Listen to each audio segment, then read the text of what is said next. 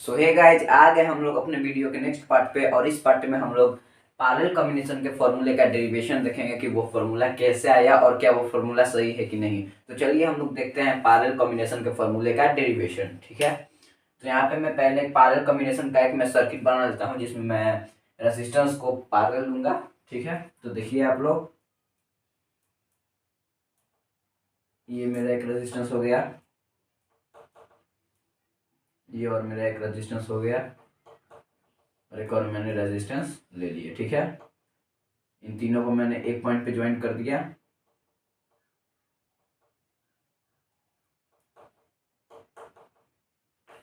और इसको मैंने एक बैटरी से कनेक्ट कर दिया।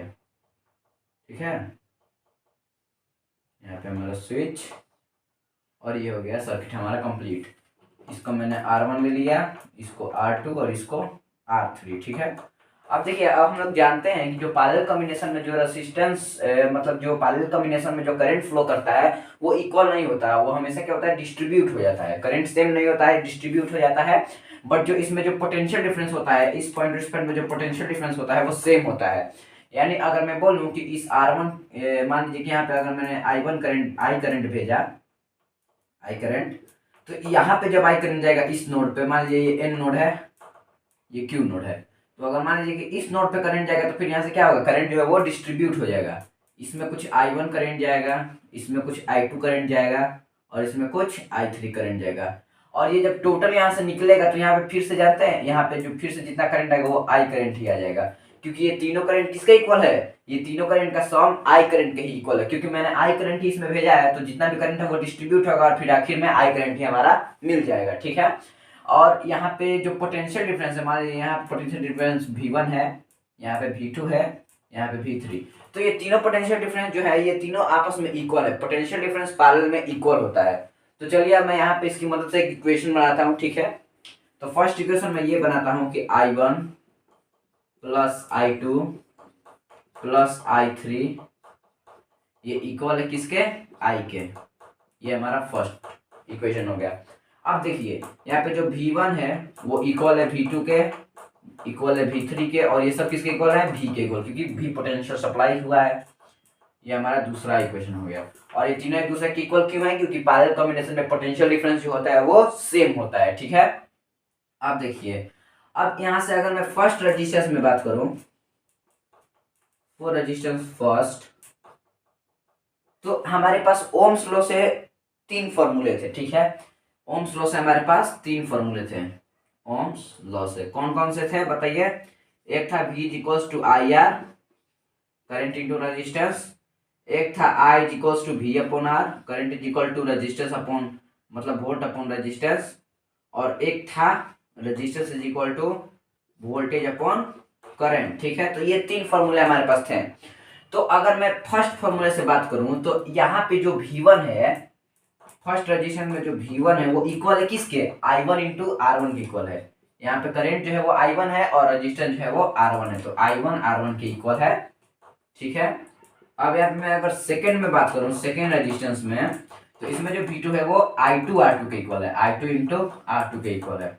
और वैसे ही थर्ड रेजिस्टेंस में I3 R3 के इक्वल है। ठीक है, अब देखिए, अब यहां से मैं इनमें थोड़ा सा चेंज करूंगा।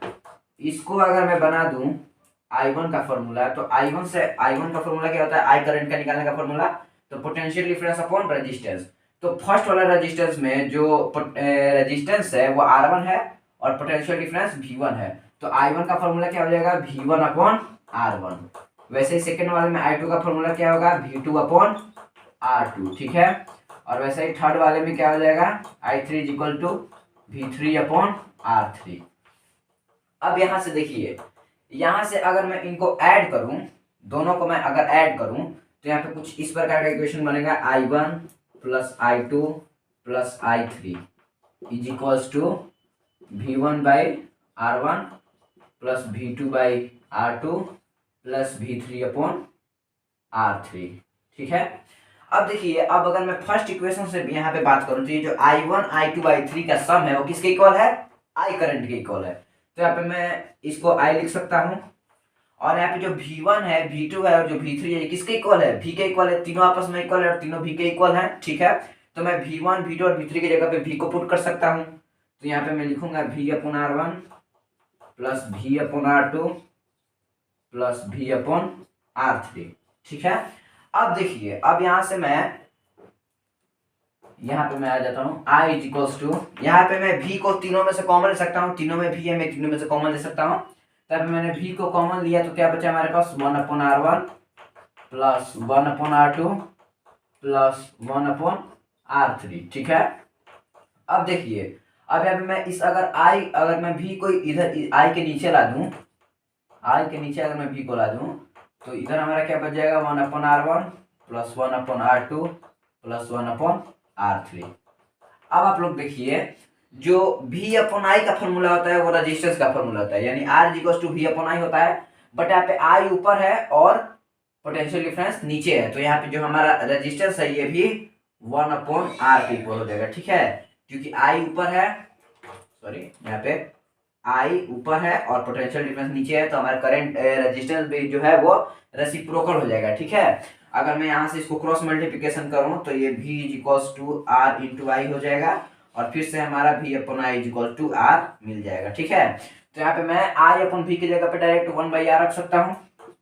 1/R is equals to 1/R1 plus 1/R2 plus 1/R3। ये होता है आपका पैरेलल कॉम्बिनेशन में इक्विवेलेंट रेजिस्टेंस निकालने का फॉर्मूला। ये हो गया आपका फॉर्मूला डिराइव हो गया, ठीक है। इसी फॉर्मूले से आप लोग अपने पैरेलल कॉम्बिनेशन में रेजिस्टेंस का इक्विवेलेंट रेजिस्टेंस निकाल पाएंगे, ठीक है। और ये बहुत ही ज्यादा इम्पोर्टेंट फॉर्मूला है, ठीक है। तो मैं आशा करता हूँ कि आप लोगों को ये डेरिवेशन समझ में आ गया होगा पैरेलल कॉम्बिनेशन का। अब मैं इससे रिलेटेड आपको एक न्यूमेरिकल कराता हूँ, ठीक है।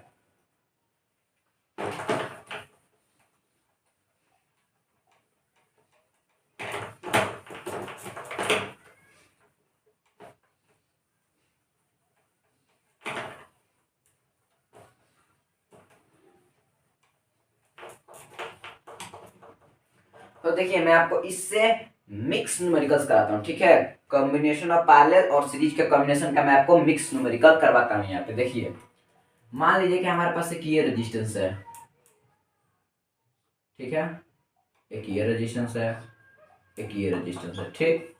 ये मान लीजिए हमारा 10 ओम का है, ये मान लीजिए 5 ओम का है और ये मान लीजिए 10 ओम का है, ठीक है। अब यहाँ पे मैंने एक और रेजिस्टेंस यहाँ पे ज्वाइन किया, ठीक है। ये हमारा मान लीजिए ये भी 5 ओम का है, ठीक है। और इसको मैंने ज्वाइन कर दिया एक बैटरी से, मान लीजिए 40 वोल्ट का बैटरी है, ठीक है। ये हमारा स्विच हो गया और ये हमारा सर्किट कंप्लीट हो गया। अब देखिए, अब हम लोग यहाँ पे कैसे पहचानेंगे कि यहाँ पे कौन सीरीज में और कौन पैरेलल में, ठीक है। तो सिंपली यहाँ पे आप लोग करंट इमेजिन करिए कि यहाँ पे आई करंट फ्लो हो रहा है, ठीक है। अब देखिए, यहाँ पे आई करंट फ्लो हुआ, आई करंट यहाँ से तो सेम आई करंट निकलेगा, बट जब यहाँ पे आएगा, यहाँ पे देखिए, यहाँ पे इस इन पे जब आएगा तो करंट यहाँ से डिस्ट्रीब्यूट होगा, कुछ करंट इधर जाएगा और कुछ करंट ऊपर जाएगा, ठीक है। वैसे ही फिर यहाँ पे जो आएगा तो ये सीधे निकल जाएगा, ठीक है।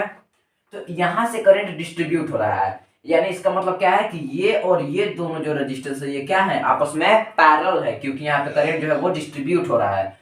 और अब देखिए, अब यहाँ पे अगर मैं इनका इक्विवेलेंट रेजिस्टेंस निकालूंगा तो इक्विवेलेंट रेजिस्टेंस का मतलब क्या होता है कि एक ऐसा रेजिस्टेंस जो इन दोनों के बराबर करंट को ड्रॉ करे और इन दोनों के बराबर पोटेंशियल को ड्रॉप करे, ठीक है। वही होता है हमारा इक्विवेलेंट रेजिस्टेंस, जो इन दोनों रेजिस्टेंस के रेसिप्रोकल के सम के इक्वल हो, इनके बराबर हो, इनके बराबर करंट ड्रॉन करे, जितना ये दोनों मिलकर करंट ड्रॉन करे वो ये अकेले कर दे, ठीक है। तो अगर मैं यहाँ पे इनको हटा के एक इक्विवेलेंट रेजिस्टेंस लाऊंगा, एक रेजिस्टेंस लाऊंगा, तो फिर वो रेजिस्टेंस जो है वो इन तीनों के क्या होगा? इन दोनों के सीरीज में होगा, ठीक है। इन दोनों के सीरीज में होगा, ठीक है, पैरेलल में नहीं होगा। जब मैं इन पैरेलल्स का इक्विवेलेंट रेजिस्टेंस निकाल लूंगा तो जो हमारा इक्विवेलेंट रेजिस्टेंस निकलेगा वो इन दोनों रेजिस्टेंस के सीरीज में होगा, क्योंकि मैं फिर एक ही रेजिस्टेंस से कराऊंगा, ये दो थोड़ी लगाऊंगा। अगर ये दो लगाऊंगा तब ना पैरेलल होगा। मैं इन दोनों का सम, रेसिप्रोकल का सम मिला के एक ऐसा रेजिस्टेंस लाऊंगा जो इन दोनों रेजिस्टेंस के बराबर होगा और वो रेजिस्टेंस एक ही होगा, और उसको मैं यहाँ पे फिट करूंगा तो ये फिर इन दोनों के मतलब कॉम्बिनेशन में, सीरीज कॉम्बिनेशन में हो जाएगा, ठीक है। तो अब यहाँ से मैं अगर इसको मैं नाम दे दूँ R1, R2, R3, R4, ठीक है। अब देखिए पहले मैं R2 और R4 में चलता हूँ, ठीक है, R2 और R3 में। तो R2 और R3 किस चीज में, पैरेलल में। तो पैरेलल का निकालने का फॉर्मूला क्या होता है, 1/R equivalent is equals to 1/R1 plus 1/R2। दो ही रजिस्टर है, 3 होगा 4 होगा, आप लोग 1/R3 1/R4 भी कर सकते हैं। तो अब यहाँ पे इनके वैल्यूज पुट करता हूँ। तो 1 यहाँ पे हमारा R2 कितना है, 5 ओम है, और हमारा R3 कितना है, ये भी 5 ओम है। 1/R equivalent is equals to 5 LCM हो गया, 1 + 1, ठीक है। अब देखिए यहाँ पे 1/R equivalent is equals to 2/5, ठीक है। तो R इक्विवेलेंट हमारा कितना आ जाएगा, यहाँ से 5/2 आ जाएगा हमारा R इक्विवेलेंट, ठीक है। जैसे हमारा R इक्विवेलेंट कितना आया, 5/2 आया। अब ये जो रेजिस्टेंस हमारा आया, ये इन दोनों के साथ सीरीज में होगा, ठीक है, सीरीज में कनेक्ट होगा, ठीक है।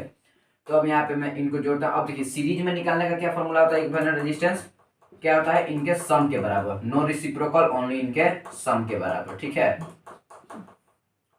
तो अब यहाँ पे मैं इनका वैल्यू पुट करता हूँ। तो R1 का वैल्यू है 10 ओम, यहाँ से हमारा ये निकल के आया 5/2 ओम, ठीक है। यहाँ पे अभी इसको छोड़िए, और यहाँ पे R3 हमारा कितना है, 10 ओम, नीचे कुछ भी नहीं तो 1 है, ठीक है। यहाँ पे मैं एलसीएम लेता हूँ 2, 10 2 = 20, 5 प्लस 10 2 = 20, ठीक है। तो यहाँ पे हमारा 20 20 40 और 5 45/2 ओम, ये हमारा टोटल रेजिस्टेंस का एक इक्विवेलेंट रेजिस्टेंस निकल के आया। अब देखिए, अब इसका मतलब यही हुआ कि जितना ये चारों रेजिस्टेंस मिलके जितना करंट को ड्रॉन करेंगे, उतना ये अकेले करेगा, ठीक है। ये इनके इक्विवेलेंट के बराबर, इनके सम के बराबर, इन सबके बराबर हमने एक ऐसा रेजिस्टेंस लेकर आया जो इन सबके बराबर करंट को ड्रॉन कर सके, इन सबके बराबर पोटेंशियल को ड्रॉप कर सके। अब यहाँ पे क्वेश्चन आपसे यही पूछेगा, फर्स्ट तो आपसे ये पूछेगा कि calculate the equivalent resistance, calculate equivalent resistance, ठीक है।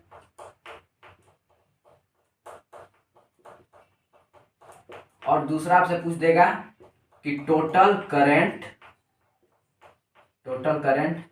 ड्रॉन फ्रॉम द सर्किट, ठीक है, total current drawn from the circuit. तो अब देखिए, अब यहाँ पे हमारा टोटल इक्विवेलेंट रेजिस्टेंस निकल के आ गया है 45/2 ओम, और यहाँ पे हमारे पास पोटेंशियल डिफरेंस कितना है, 40 वोल्ट का है। तो हमारे पास ओम्स लॉ से कितने फॉर्मूले थे, 3 फॉर्मूले, एक था V = IR, मैं आपको बार बार याद दिला रहा हूँ, ठीक है।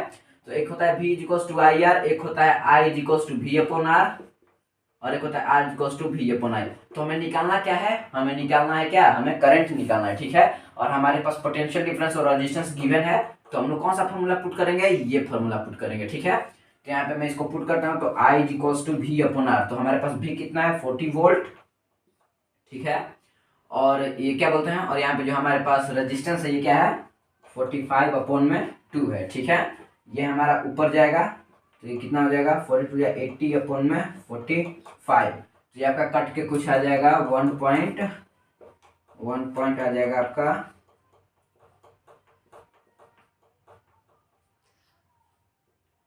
1.8